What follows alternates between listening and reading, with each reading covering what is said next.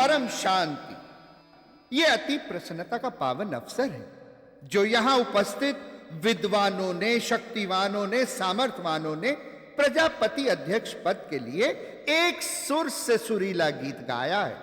परंतु यदि एक बार मेरे जगत नारायण और शरणागत वत्सल महादेव भी इस संबंध में अपनी भावना प्रकट कर दे तो अति उत्तम होगा। प्रिय भक्त नारद, सभी ज्ञानी जानते हैं कि दक्षराज ब्रह्मा जी के समान ही हमारे और शिव जी के हृदय में आत्मा के समान रहते हैं। देवताओं की भांति वो हमारे भी सम्मानित हैं। इनका प्रजापति और देवाध्यक्ष पद पर विराजना निश्चय ही गौरव की बात होगी। मेरी हार्दिक इच्छा है कि यदि अपने भोले बाबा भी इस विषय पर अपना मंतव्य प्रकट करके 2 आशीष वचन कहें तो कृपा होगी। हम सब कहते बारंबार हम सब कहते बारंबार शांति शांति भृगुजी शांति। देवाधिदेव महादेव को भी कुछ कहने दीजिए।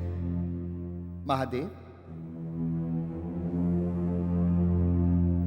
हे संसार के सत्य नारायण, हे विश्व विधाता ब्रह्मा जी एवं उपस्थित प्रियजनों, अपने दक्षराज के गुणों में कोई समानता नहीं कर सकता।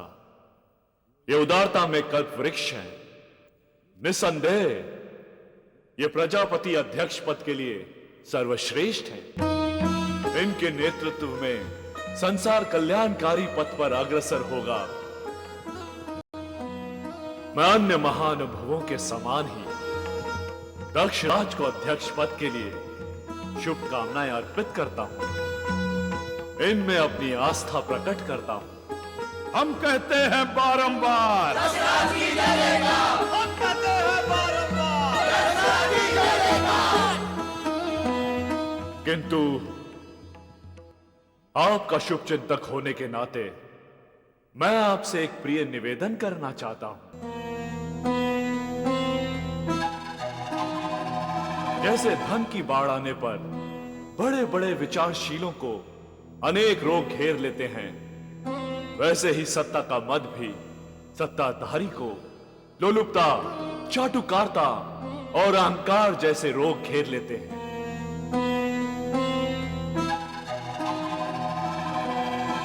सत्ताधारी का मानसिक संतुलन डावाडोल हो जाता है, उसका विवेक शून्य हो जाता है। वो सत्य कहने वालों पर क्रोध करने लगता है और असत्य भाषियों को वो अपनी अमरता का अमृत समझने लगता है, जिस कारण वो दायित्वहीन होकर डगमगाने लगता है और संसार की आलोचना का पात्र बन जाता है। अर्थात जो राजा अपने मूर्ख मंत्रियों की सीख को आत्मसात करता है, उसके साम्राज्य का पतन अवश्यम भावी है।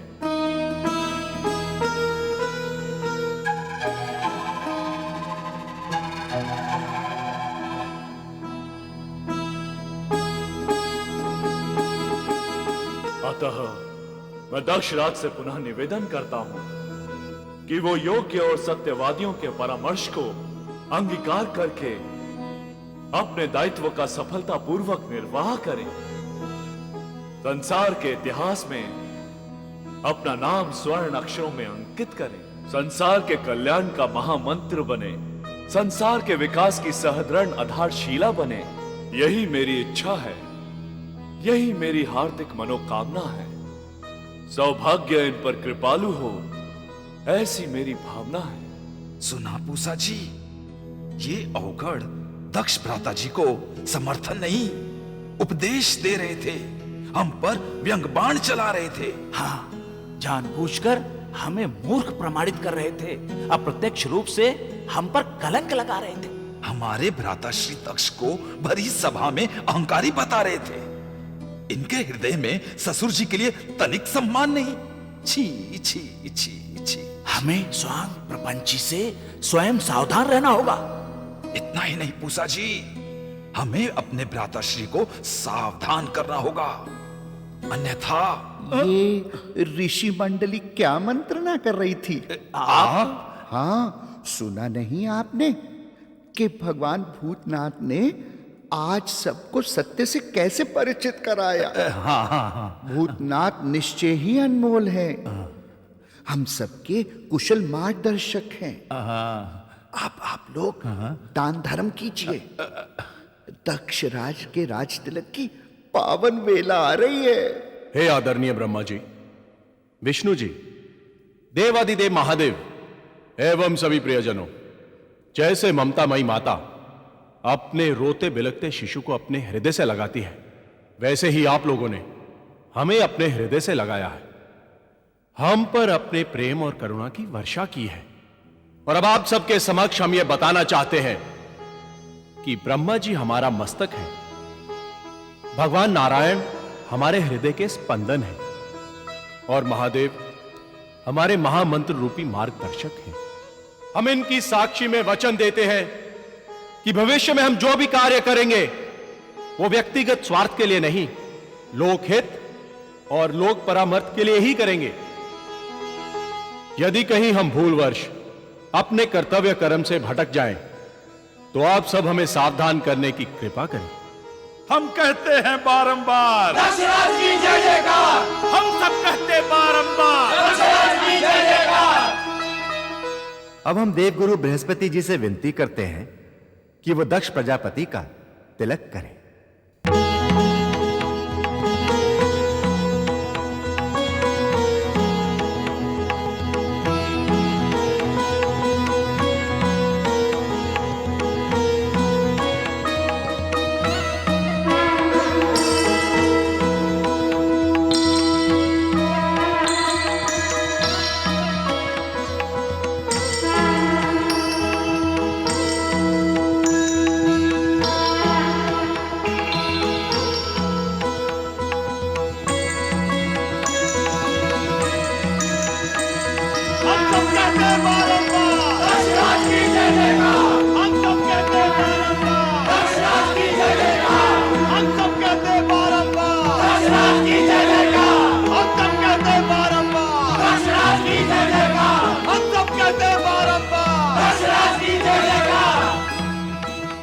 हे मंगलमय सिखनी, अपने भ्राता श्री दक्ष सभी प्रजापतियों और देवताओं के अध्यक्ष बन गए हैं और आप इनकी अर्धांगिनी होने के नाते महान अध्यक्ष पद के सम्मान की आधे की अधिकारिणी बन गई हैं। बधाई हो भ्राताश्री, बधाई हो। अब आप सभी देवताओं में सर्वश्रेष्ठ हो गए हैं। नारायण नारायण। मुनिवर, ऐसा मत कहिए, दक्ष तो पहले से ही श्रेष्ठ और प्रथम पूज्य हैं। देवराज इंद्र सहित सारे के सारे दिक्पाल और लोकपालों में से कोई इनके दामाद हैं तो कोई इनके नाती पोते हैं। इनके कुल की संतानें सारे चराचर में आकाश पाताल तक फैली हुई हैं। ऊपर से देवों के देव महादेव इनके जमाता बन गए हैं। तब से इनका नाम त्रिलोकी में और ऊंचा हो गया है। क्षमा करें नारद जी, आप कुछ उल्टा कह गए हैं। महादेव को कन्या देने से भ्राता श्री दक्ष का नहीं, महादेव का नाम ऊंचा हुआ है। हां, दक्ष भ्राताश्री को सम्मान देकर अभिषेक करके देवताओं के इन पितामह को प्रजापतियों का अध्यक्ष भरी सभा में विधि पूर्वक बनाया गया है। किंतु महादेव को महादेव किसने बनाया, बताओ?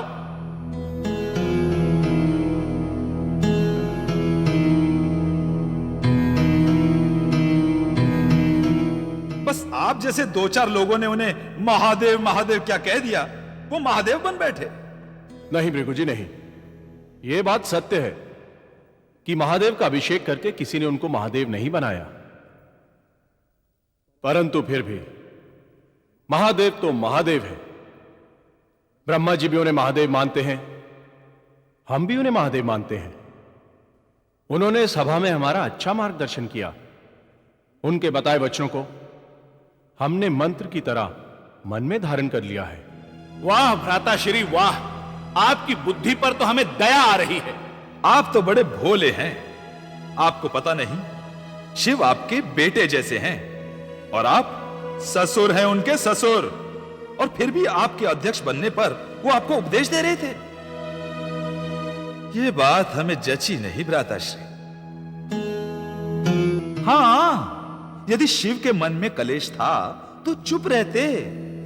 मैं तो सच कहता हूं, आपको प्रजापतियों का अध्यक्ष बना दिया गया है, इसीलिए महादेव को ईर्ष्या हो रही है कि उन्हें महादेव कहकर कौन पुकारेगा। अब तो देवों के देव महादेव आप ही हैं भ्राताश्री। भृगु जी, ये क्या कह रहे हैं आप? तो क्या भृगु जी, महादेव अब महादेव नहीं रहे? यदि महादेव होते तो इनके विशाल हृदय का सम्मान करते। इन्होंने उन्हें अपनी कन्या दी है और उन्होंने इसका उपकार तक नहीं माना और स्वयं भरी सभा में धर्म उपदेशक बन बैठे। विष्णु जी ने जो आदर इन्हें दिया है, वैसा आदर भाव शिव के व्यवहार में नहीं था। उन्होंने तो एक प्रकार से इन्हें नेत्रहीन और बुद्धिहीन कहा है।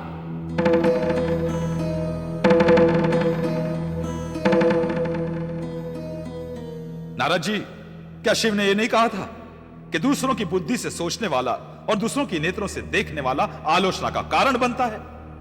ऐसी शिक्षा एक दामाद को अपने ससुर जी को देनी चाहिए थी, जबकि वहां और भी दामाद उपस्थित थे। हाँ हाँ, चंद्रमा थे, धर्मदेव थे, कश्यप, गौतम, अत्रि सभी सज्जनों की उपस्थिति में शमशान के पिशाच की तरह शिव बैठे हुए थे। हाँ? और अकड़ ऐसी जैसे सभी प्रजापतियों के अध्यक्ष वही हो।